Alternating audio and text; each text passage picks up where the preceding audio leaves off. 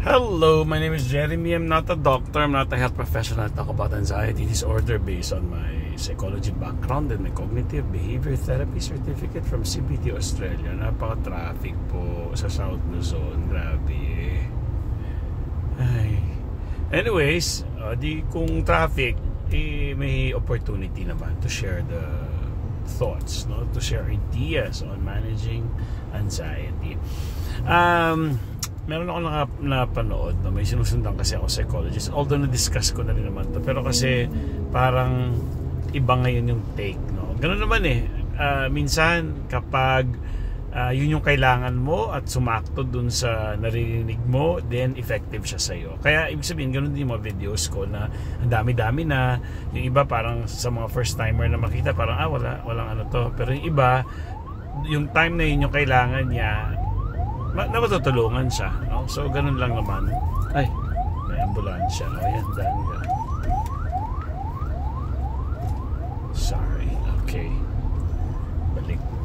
So yun, no? Ang gusto ko lang ito, masasagot dito yung tanong na bakit hindi naman ako nag-iisip, pero bakit ako anxious, bakit ako nagpa-panic attack. So papaliwanag ko yung structure ng cognitive behavior therapy. Kasi laging di ba sabi ko nga sa inyo, paliwanag ko na, so malamang marinig nyo na rin to, no? Pero ngayon merong ibang take, okay? So meron tayong tatlo yan, no? Feelings, thought, behavior. Feelings, pakiramdam; thought, pag-iisip sa utak mo; at behavior, yung ginagawa mo, okay? Nagkakaroon tayo ng anxiety, pwedeng manggaling sa thought or sa feeling. Halimbawa, thought, mawawala pa ba tong anxiety ko? Baka hindi na. So thought yon. Okay, thought yon. So kung galing sa thought yon, maglalabas na naman yung mga simptomas mo, yung takot mo, yung adrenaline mo, kasi yung sinasabi mo sa utak mo na baka hindi na ito mawala, paano kung habang buhay na to, mga ganyan-ganyan, mga kadramahan sa buhay, no? Or pwede rin siya manggaling sa feelings. Halimbawa, gaya ko, ito magandang kwento to. Kagabi uminom ako, 5 akong soju. 5 soju. Sa tagal kong hindi uminom.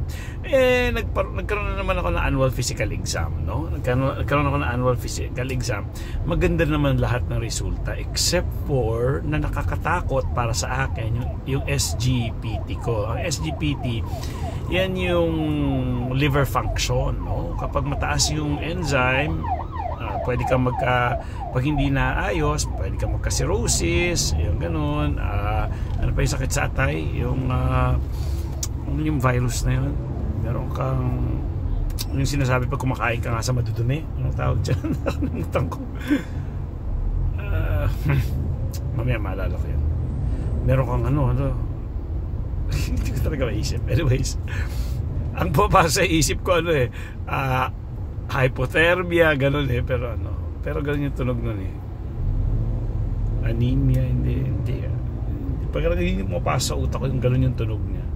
Naku, meron kang comment niya na lang. Anyways, so mga ganun. So anyways, ang resulta ng SGPT ko 44. Okay, dapat 7 to 40 lang yung nakalagay dun sa measure. 44 ako. Tapos ito pa nakakatakot kasi simula ng 2021, 22, 23, nasa 20s lang ako dyan Tapos ngayon 44. So parang doble.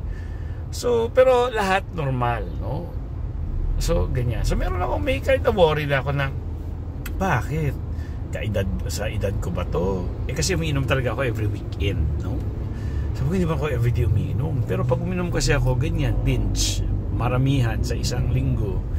So, yun na nga, mabalik tayo, no? Di kanina umaga, nagising sa grabe hangover ko. Hanggang ngayon may hangover ako. Pero, ito yung kagandahang kwento, no? So, may worry na ako na pero kung papa-ultrasound ako para lang ma-check kung yung bang aking atay galing sa alcohol or fatty liver ba siya, ganyan. Doon naman lalaman yun. So, next week ko is-schedule na yun. Pero, hindi rin ako masyadong nag-alala kasi, yung doctor na nagsabi sa akin, yung doctor kasi sa office, medyo bago siya medyo may iba kasi depende kung paano sila mag-handle ng customer, ng pasyente. Yung kanya parang medyo, naku, ganyan-ganyan siya. So, parang, takot naman itong doktor na to. Pero nung nagtanong ko sa ibang doktor, sabi niya hindi, nasa ano pa rin, nasa range pa rin naman yan. It's not something na to be worried about. Pero kailangan medyo ayusin mo na yan. Kumain ka na ng mga oranges, ganyan. Sige, anyways. O di, dahil sa utak ko na yon, pati yung kung paano niya ako itrato, yung doktor, parang nakakatakot. Pero sa ibang doktor, mga kaibigan ko, sabi, hindi, ayos pa yan. Tsaka, malay mo nung kinuhanan ka lang, halimbawa kumain ka ng something, nung past ganito, kaya siya mataas. Pero pag tinignan, babalik ulit pala sa 20 yan. So, hindi agad-agad dapat nagpapanik. Okay, so, oo nga naman, no? Tama. So, nawala rin yung worry ko. Ganun lang kabilis. See? Dahil sa utak ko na mali, na naglagay ng takot, nag-alala ko. Pero nung inayos din, nung kaibigan kong doktor, about facts, na hindi ganun yan, ganyan, yeah, nawala rin yung anxiety ko kasi naayos yung maling pag-iisip ko, di ba? At yung response ko dun sa sinabi ng doktor. Ngayon, di kanina, okay na tayo sa utak, no? O ngayon, kanina pag-isip ko, sama-sama talaga yung hangover. Alam mo yung, ano ba to, para akong mamamatay, ganun yung pakaramdam na sama-sama talaga yung hilong, para akong nahihilo na hindi ko maintindihan. Basta ganun, pangit. Para akong mamatay, basta ganun yung, para akong tutumba, basta ganun yung eksena kanina umaga. Gutom kasi ako, no? Gutom din ako, naghalo-halo.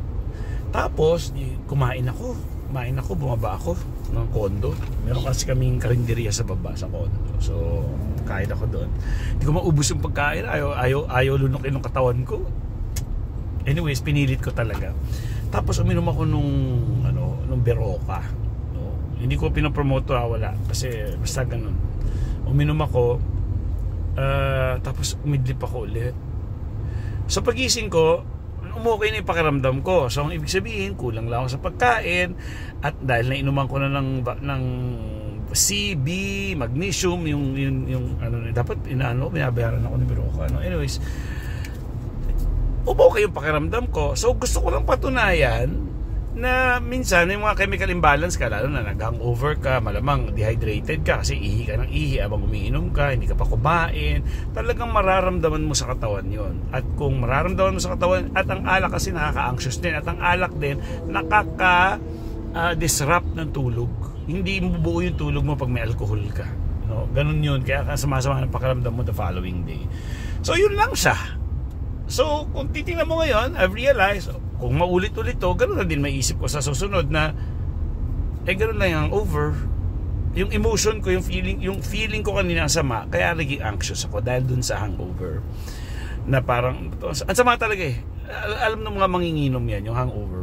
Kung na-experience, alam niyo sinasabi ko, gano'n yun. So, ngayong hapon, babiyaya ako ng Quezon na naman. Hindi ako ganun ka-anxious. Unlike kanina umaga talaga anxious ako kasi sama-sama talaga ng pakiramdam ko.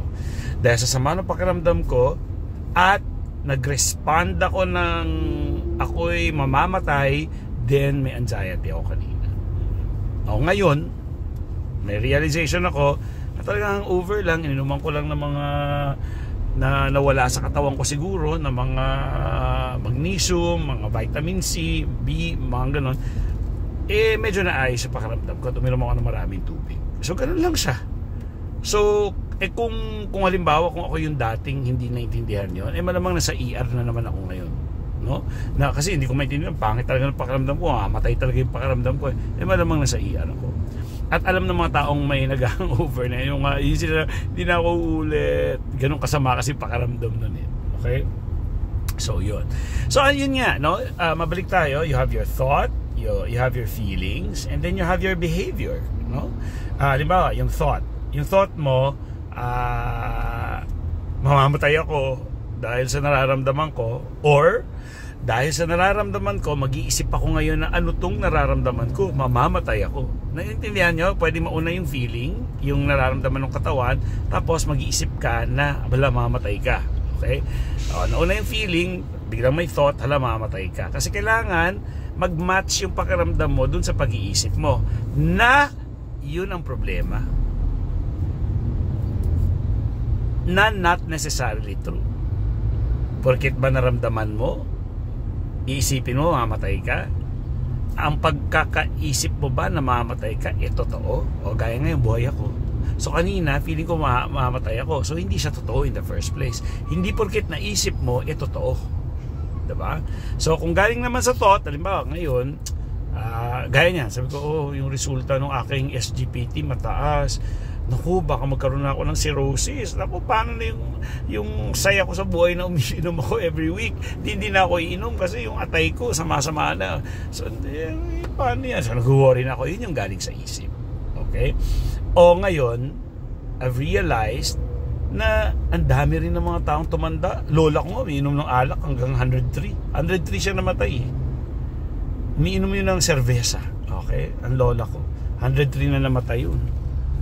So, maring hindi. So, hindi ganun. Hindi porket ganun na, kala mo, mataas na yung SGPT mo, mamatay ka na automatic. Kasi ganun na sa utak natin Alam, mataas yung SGPT ko, mamatay na ako. Diba? So, pwede bang tsaka nagagamot naman yun. Sabi nga ng doktor, hindi nga binigyan ng gamot Sabi niya sa akin, hindi, pa-ultrasound muna natin kasi gusto ko malaman kung saan galing yung problema ng liver mo, bakit pataas. Kung sa alcohol yan, talagang tumigil ka sa pag-inom.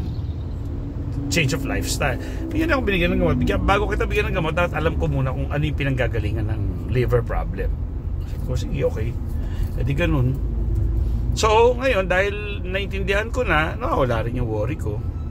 Actually, ngayon, sa totoo lang, may hangover pa ako Pero, hindi gaya kanina, talagang parang makakamatay ako No? Anyways, yun lang. So, thought, feelings, behavior. Ganon yung pagkakapaliwanag kung bakit kaya natin i-manage yun. Usually, ang thought kasi, catastrophizing. Yan yung mga distorted na cognitions, distorted thought na tinatawag. Halimbawa, catastrophizing, yun na nga, ang taas ng SGPT ko, mamatay na ako, cirrhosis na to, hindi ko na maalala yung word na gusto kong maisip. Hindi ko maisip.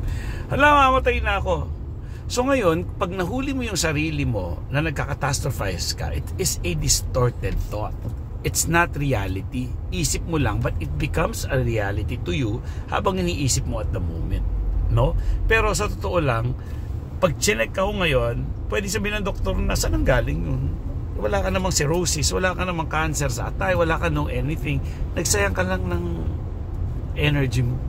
Kasi porket naisip mo yon, kala mo totoo. So hindi po, okay? So ganun lang, no? Ngayon, kung galing naman sa feeling, huliin mo rin yung isip mo. Hindi porket masama yung pakiramdam mo, mamamatay ka na.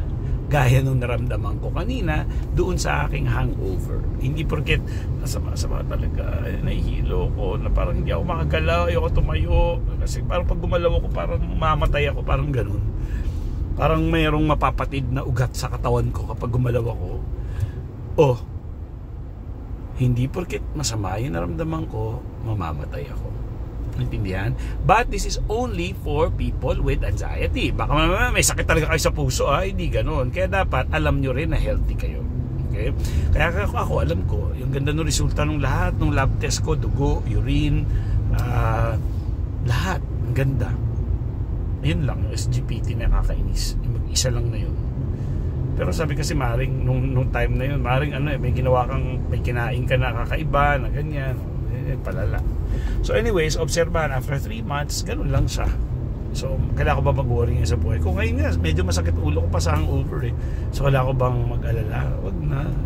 Tanggapin mo na lang na uminom ka kagabi, tatanga-tanga mo naman, naman. Diba? So, ganun lang. So, yan, no? Tapos, at ganito gagawin mo. Ang isa sa mga pwedeng solusyon would be, maging observer ka. Kunyari, ganyan. Observa mo yung sarili mo. Jeremy, nag-iisip ka na mamamatay ka dahil sa nararamdaman mo. Okay? Naiisip mo lang yon. Ang tanong, totoo ba yan? Yung nasa isip mo. So, i-observe mo lang, hindi ka mamamatay kundi nag-iisip ka na mamamatay ka sa nararamdaman mo. Ganon. Okay? Gugutom ako. Okay, wala. Sige, I think that's it muna. Baka gumawa ulit ako ng video tomorrow. Okay, bye-bye. Thank you.